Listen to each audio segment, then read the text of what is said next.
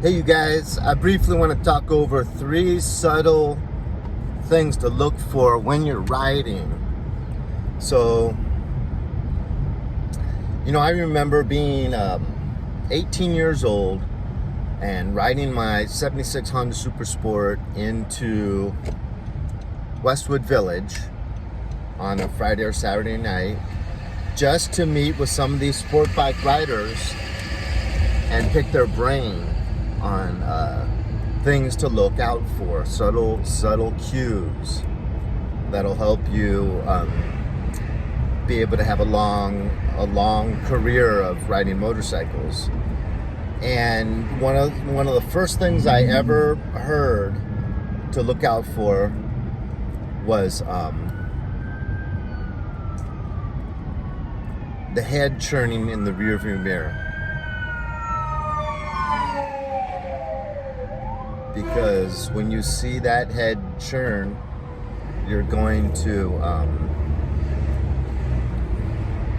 assume within a fraction of a second that they're going to be jumping into that lane, because that's an assumption that'll keep you safe in the long run. It might get you looking a little bit cautious at times, more cautious than you need to be. But with erratic drivers in these big, heavy cages, it's best to make that assumption. Another thing to look out for,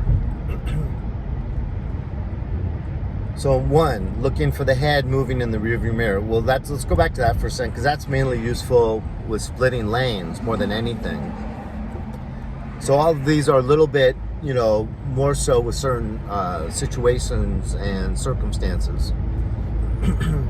So another one would be the wheel churn. I haven't heard this one talked about as much, but if you see, like in a stoplight, you see a car that's stopped, and you see as you're splitting lanes, that front tire churn all of a sudden start to churn.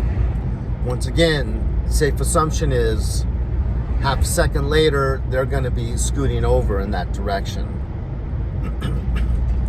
So, looking for the head to move in the rearview mirror, seeing that front tire churn, and lastly,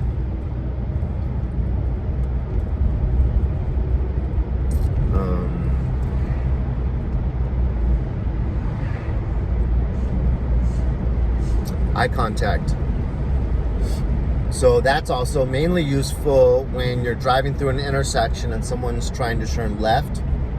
You want to make sure that they see you as much as possible. And also, like if you're going down a boulevard and someone's trying to turn right onto that boulevard out of a residential street. So they're going to be going the same direction as you, but they're trying to determine when it's safe to pull out. You want to get some acknowledgement, and that eye contact gives you full acknowledgement that yes, they do see me. Because if they kind of just look in your direction with a kind of an absent stare, you have zero credibility in thinking that they see me. Because it's been proven with research, it's been proven through science that people see what the brain is looking for. So oftentimes when people are driving on autopilot, they're looking for cars, and their brain isn't looking for motorcycles. And the best example I have of that is I had a cat that was an indoor-outdoor cat, and when I moved to live at my grandmother's house for like a year, it was in a wealthy neighborhood, and there were so many old ladies that would put out cat food every morning for any stray cat. And it was a she, Cleo. I think she made so many little friends in the neighborhood with these old ladies that the cat just stopped coming home. I mean, it would be like the cat would come home every day for dinner time, for months. And then he started skipping a few dinners. And it got to the point to where he was missing like 2 or 3 days at a time. He just wouldn't come home. And then shortly before I actually moved out, it got up to like a week. Or sometimes I'd only see him like once a week.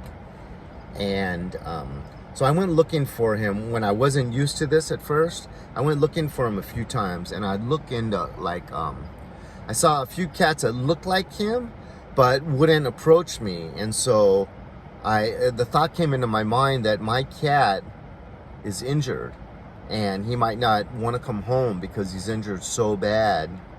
He's like just getting ready to prepare to die. But when I would look in these dark bushes and I'd see the silhouette of cats that weren't there, and it's simply because that's what my mind was looking for.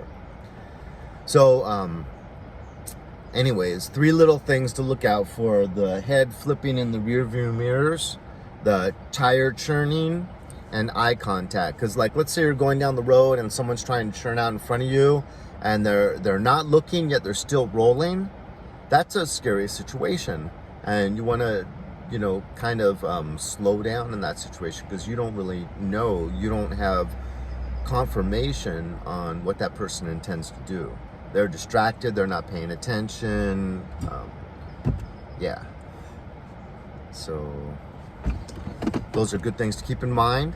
Leave a comment. I'm sure there's others that you guys are aware of that I've missed, that I didn't think of. So your comments always generate nice dialogue. I'll talk to you later.